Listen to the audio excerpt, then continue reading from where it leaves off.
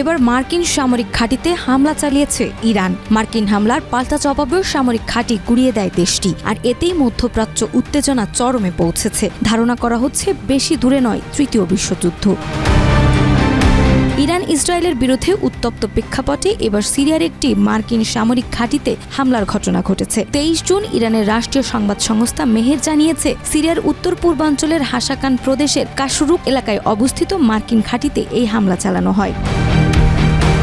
প্রতিবেদনে বলা হয়, হঠাৎ করেই ওই ঘাঁটির উপর হামলা শুরু হয়। তবে ঠিক কী ধরনের হামলা হয়েছে বা এতে ক্ষয়ক্ষতির পরিমাণ কত সে বিষয়ে আনুষ্ঠানিকভাবে কিছুই জানা যায়নি। স্থানীয় বাসিন্দারা জানিয়েছেন, ঘটনাস্থলে বড় ধরনের বিস্ফোরণের শব্দ শোনা গেছে এবং পুরো এলাকায় আতঙ্ক ও উত্তেজনা ছড়িয়ে পড়েছে। ঘটনার পরপরই মার্কিন সেনারা ঘাঁটির চারপাশ ঘিরে ফেলে কড়া নিরাপত্তা ব্যবস্থা নেয়। প্রত্যক্ষদর্শীদের মতে, এলাকার সামরিক ড্রোন ও হেলিকপ্টার টহল জোরদার করেছে।